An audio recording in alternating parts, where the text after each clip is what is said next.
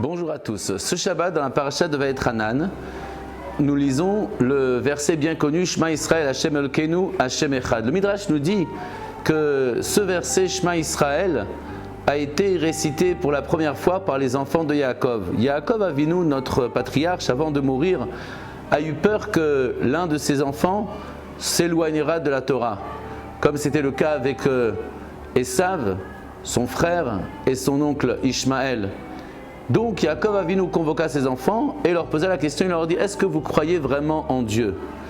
Les enfants lui ont répondu « De la même manière que toi tu crois en Dieu, nous aussi nous croyons tous en Dieu. » Et c'est là qu'ils lui ont dit « Shema Israël, écoute notre Père Israël, Hashem Elokeinu, Hashem Echad. Hashem est notre Dieu, Hashem est un. » Et c'est là que Yaakov Avinu a répondu « Baruch Shem Kevod Malchut Olam Vaed ».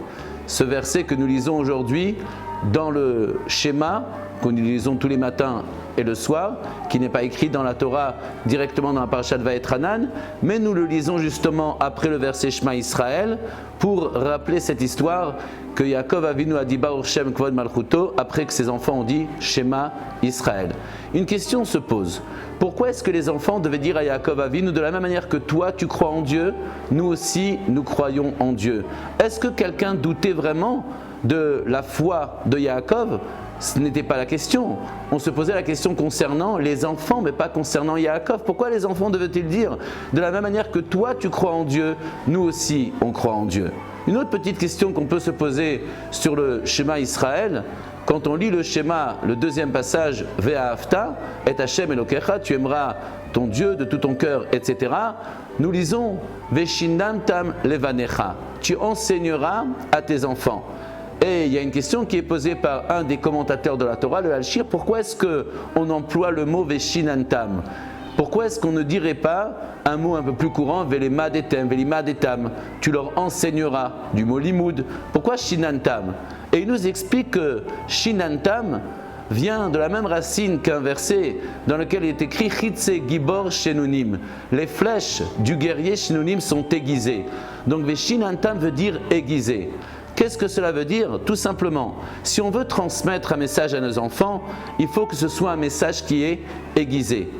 Un message aiguisé, c'est un message pour lequel on a choisi ces mots, en fonction de l'enfant qui est en face de nous, en fonction de son niveau, en fonction de son âge, savoir choisir son discours, savoir choisir exactement quoi dire à chaque enfant en fonction de ses capacités, ça c'est la signification de aiguiser. Aiguiser, une flèche aiguisée, s'enfoncera toujours beaucoup plus profondément dans sa cible. Pour qu'une cible s'enfonce, pour qu'une flèche s'enfonce profondément dans la cible, il faut deux choses. Premièrement, qu'elle soit aiguisée, c'est-à-dire savoir choisir les mots, les bons mots, au bon moment. Deuxièmement, il faut que la flèche soit, au départ, elle soit le plus près possible de notre cœur.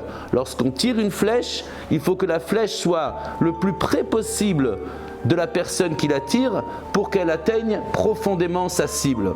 Là aussi, l'enfant ressent tout de suite quand on lui parle, est-ce qu'on lui dit ce qu'on a envie qu'il fasse ou bien on lui dit quelque chose qui nous tient vraiment à cœur. On sait tous qu'on est beaucoup plus impacté par ce que nos parents faisaient sans nous le dire que par ce que nos parents nous disaient sans le faire. Voici pourquoi les enfants d'Yaakov ont répondu à leur père. Nous croyons tous en Dieu parce que de la même manière que toi tu crois en Dieu, étant donné que toi Yaakov notre père, tu as une foi profonde, tu as une véritable émouna, automatiquement nous aussi nous avons la émouna. Sachons transmettre à nos enfants pas forcément des mots mais surtout des valeurs. Les valeurs que nous transmettons aux enfants sont des valeurs qu'on transmet par notre comportement et pas forcément par nos discours.